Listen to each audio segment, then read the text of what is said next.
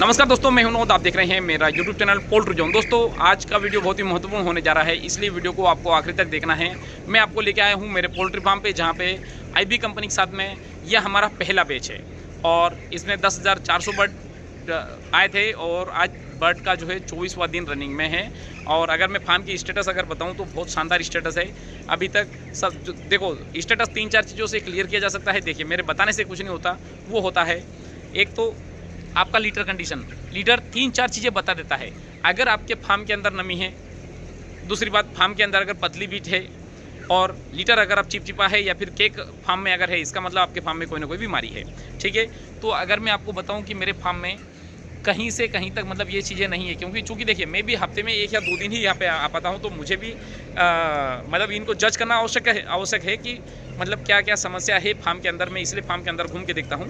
तो देखिए दोस्तों, मतलब अभी तक सभी जो है जो एवरेज बॉडी वेट स्टैंडर्ड के अनुसार चल रहा है, FCR स्टैंडर्ड के अनुसार चल रहा है। और पिछली बैच में का अगर आपने वीडियो देखा हो तो उसमें एक चीज़ जो मैंने नहीं करी थी, वो भी चीज़ जो है मैंने जो कमी थी वो भी पूरी कर दिया। अभी देखिए, अब चूँकि फुल्ली ऑटोमेटिक फार्म में ये मैनुअल फीडर के क्या काम, तो ये भी एक बहुत मतलब आवश्यक विषय है, इसके बारे में भी जानना। अब उसका मुख्य कारण ये है, देखिए, चूँकि इस फार्म की चौड़ाई 30 फीट है और लंबाई 250 फीट है, और इसमें 3 लाइन ऑटोमेटिक फीडिंग की लगी हुई है, जो कि फुल्ली ऑटोमेटिक है। वहाँ हापन में दाना डाला हुआ रहता है, वहाँ लास्ट में जाके, और यहाँ से शायद आपको लाइट दिख रहा होगा, वो सेंसर जो है चल रहा है। मतलब फुल्ली ऑटोमेटिक इसी पोल्ट्री फार्म है। तो मैं मतलब ये बताना चाह रहा हूँ कि इसमें फिर ये मैनुअल फीडर का क्या काम, या फिर जब हम ऑटोमेटिक पे जा रहे हैं तो फिर इसकी ज़रूरत क्यों है। तो उसका जो सिंपल सा मैं आपको बता दूँ, देखिए, यह जो फीडिंग लाइन है, वो जो मेन जो दीवार है, मतलब वहाँ के दीवार के पास में बैठा हुआ बर्ड, अभी देखिए, अभी डेंसिटी कम है चूँकि महीने 24 दिन है। अब जैसे जैसे महीने बढ़ती चली जाएगी वैसे डेंसिटी बढ़ती चली जाएगी। तो वहाँ का जो बर्ड है उसको चलने के लिए कम से कम 10 फीट चलना पड़ेगा।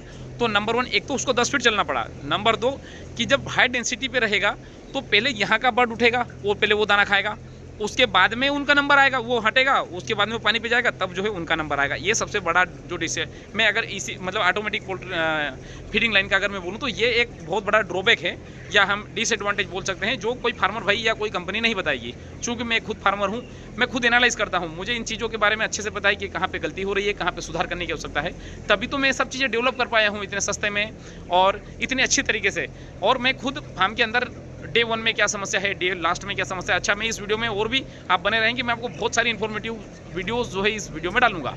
ठीक है ना, तो इसलिए आपको वीडियो को आखिर तक देखना है। तो चलिए, हम कहाँ पे थे, हम फीडर के ऊपर थे। तो होगा क्या कि वहाँ के बर्ड के लिए को मतलब यहाँ पे चलने के लिए 10 फीट चलना पड़ेगा। ऊपर से हाई डेंसिटी रहेगी, उसको पहले ये बर्ड दाना खाएगा, उसके बाद में पानी पे जाएगा, तब वो बर्ड आके दाना खाएगा। तो इसमें होगा क्या कि मान लो आपको फीड कंट्रोल अगर करना है, तो उस कंडीशन में क्या होगा कि अमीर बनता चला जाएगा, गरीब बनता रह जाएगा। उसका मुख्य कारण ये, क्योंकि उसको तो यहाँ तक आएगा तब तक तो फीड ही खत्म हो जाएगा अगर आपने फीड कंट्रोल किया है तो। या मान लो फीड पर्याप्त भी अगर दे रहे हैं तो पहले तो वो खाएगा, और हो सकता है ज़्यादा भी खा ले, उनके हिस्से का भी खा ले।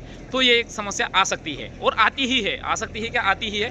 तो अब ये जो मैनुअल फीडर है, इसमें क्या होगा, यहाँ के बीच का बैठा हुआ बर्ड भी उठेगा, और उसको अगर दाना खाना रहेगा तो वो 10 फीट नहीं चलेगा, मात्र 3 फीट चलेगा और जाके दाना खा लेगा।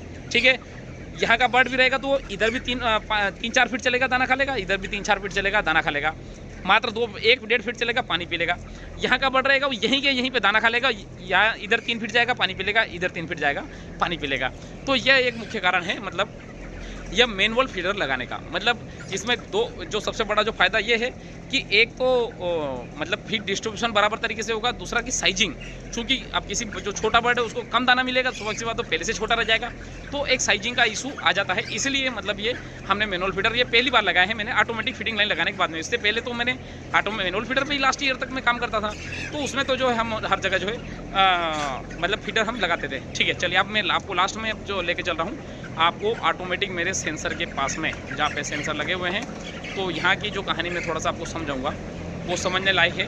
इस तो देखिए, होता क्या है, देखिए, ये लास्ट वाला फीडर है, इसमें दाना आ गया, तो जैसे ही बर्ड यहाँ से दाना खाएगा, ये सेंसर लगा हुआ है, ठीक है, अभी इसकी रिले चल रही है ना। इसका मतलब ये है कि अभी ये दो मोड पे काम करता है। जैसे मान लो इसके अंदर दाना नहीं है, तो मतलब हमने उसके प्रकार से सेटिंग कर रखी, दाना है, देखिए, दाना थोड़ा सा भी मतलब हिला तो ये फीडिंग लाइन ये चालू हो गई। देखिए, देख लीजिए, ये खाली हो गई, ये वहाँ पे खाली हो गई, इसलिए इसमें दाना अभी तक आया नहीं तो अभी तक ये बंद हो जाता। ठीक है, अब इसमें मैं दूसरी वाली पे लेके चलता हूँ आपको। देखिए मैं इस फिटिंग लाइन का तरीका बताता हूँ। देखिए इसमें फीडर में से थोड़ा सा भी अगर दाना अगर हटा तो जो है फीडिंग लाइन चालू हो गई। देखिए अब मैंने उसके अंदर देखिए दाना डाल दिया।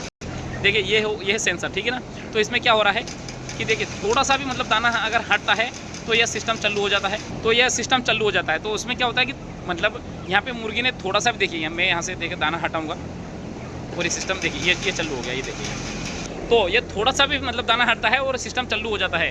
तो इससे एक तो एडवांटेज ये है कि भैया दाना पूरे सिस्टम में जो स्टैंडर्ड के हिसाब से वो तो दाना भरा हुआ रहेगा, किंतु एक सबसे बड़ा ड्रॉबैक ये है कि इंस्टेंट चालू हो जाता है।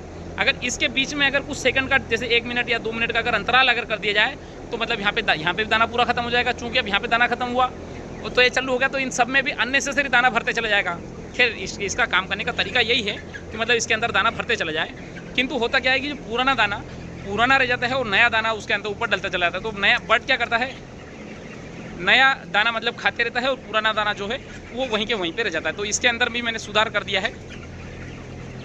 इसके अंदर मैंने एक सिस्टम लगा दिया ताकि 2 मिनट के बाद में मतलब वहाँ सेंसर के पास से दाना खा लिया बर्ड ने, तो स्वाभाविक सी बात है सब जगह दाना पुराना दाना पूरा खा लेंगे और उसके बाद में जो है दाना पूरा खाली होने के 2 मिनट बाद में जो है सेंसर मोटर को कमांड देगा और उसी के हिसाब से फिर मोटरें चलेगी। तो जो इसमें सबसे बड़ा जो फ़ायदा ये मिलेगा, पुराना दाना और नया दाना नहीं होगा। मतलब पुराना दाना पूरा पहले ख़त्म होगा, उसके बाद में फिर नया दाना फार्म के मतलब फीडर के अंदर आएगा। तो दोस्तों ये रहा मतलब आज का मेरा मतलब मैनेजमेंट का एक जो मैं ये बोल सकता हूँ हम लेसन की आज के इस वीडियो में हमने सीखा कि ऑटोमेटिक इसी पोल्ट्री फार्म में हमने मैनुअल फीडर की आवश्यकता क्यों थी और हमने क्यों लगाया। दूसरी बात की ऑटोमेटिक फीडिंग लाइन का ड्रॉबैक क्या है और उसके अंदर हमने किस प्रकार से सुधार किया है। दोस्तों यह देखिए यह सिस्टम मैंने खुद ने मतलब प्रैक्टिकली चल के फार्म के अंदर एक्सपेरिमेंट कर के मोटरें जला के, कॉन्टेक्टर जला के, सेंसर ख़राब करके, कंट्रोलर ख़राब करके जला के और सब महंगे सस्ते खरीद के वो इम्प्लीमेंट करके इन सब चीज़ें कंप्लीट करके मतलब यहाँ तक पहुँचा हूँ। इसलिए मैं यह बातें जो है आपको बता सकता हूँ और बताने के लायक हूँ।